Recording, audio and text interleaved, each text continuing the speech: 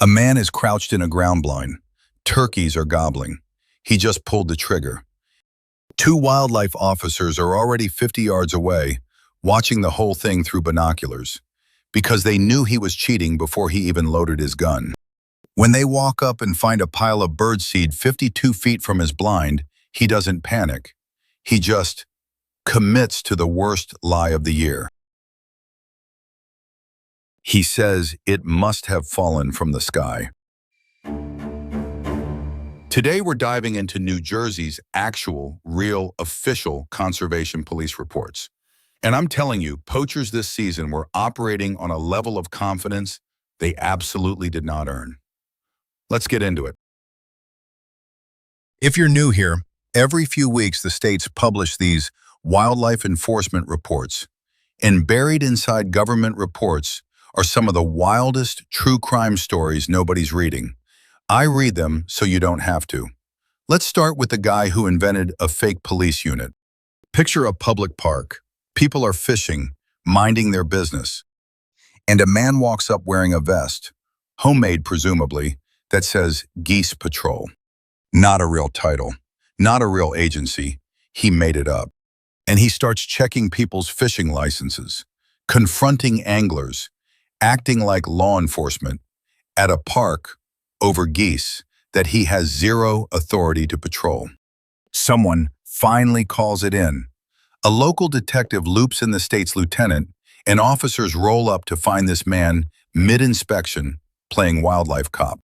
He's arrested on the spot for impersonating a police officer and hit with an additional charge for impersonating a conservation officer specifically. Somewhere out there, a guy thought Geese Patrol was going to be his origin story. Instead, it's a court date. This next one starts small and turns into a two-state manhunt.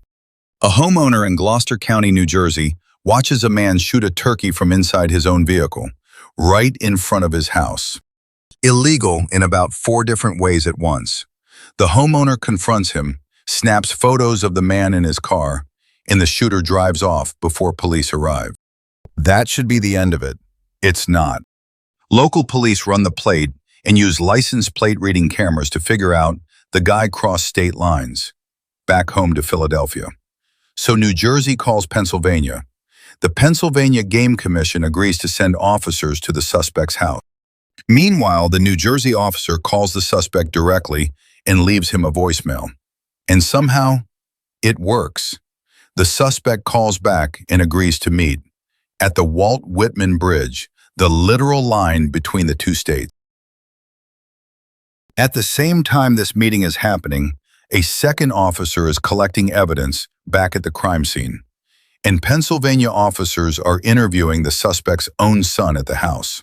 He lies to the officer's face at the bridge, denies everything. He eventually cracks and admits it.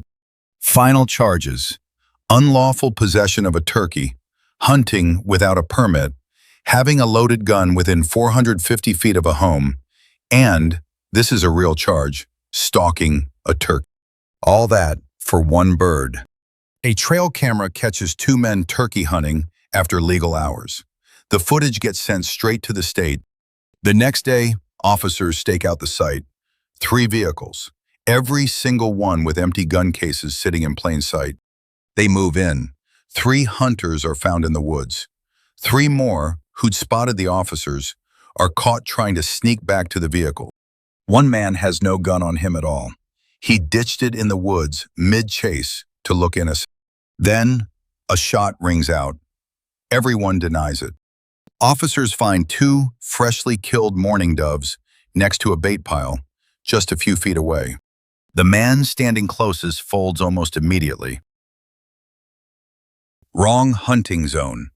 After legal hours, hunting over bait, illegal ammunition, no license, 2 illegal doves. 26 summonses, 6 guys, 1 field. One of them is now facing a full license revocation. This was his second bust in 5 years. Not every bust is dramatic. Some are just numbers so absurd they speak for themselves. Officers get a tip that a group on a party boat is keeping illegal black sea bass. 7 guys walk off the boat with one giant cooler. Legal limit in New Jersey, 10 fish per person, minimum size 12.5 inches. What's actually in the cooler? 110 fish, 79 of them undersized. That's not bending the rules. That's building an entirely different rule book. And it's not a one-off this season.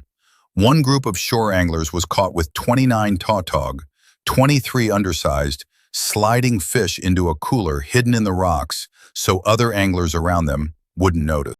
Another had 38 undersized tautog on a jetty in Atlantic City. Everyone's got a hiding spot. Nobody's hiding it well. Before we go, one that isn't a punchline. Back in the summer of 2024, a man went missing in the woods for over 30 hours.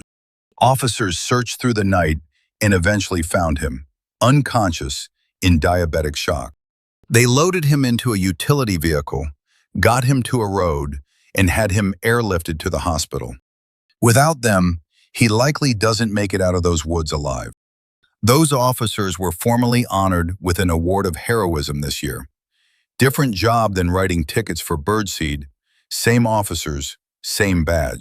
Geese Patrol vigilantes, cross-state turkey manhunts, 6 guys and 26 tickets, a cooler with 110 illegal fish in it, all real, all from one enforcement report.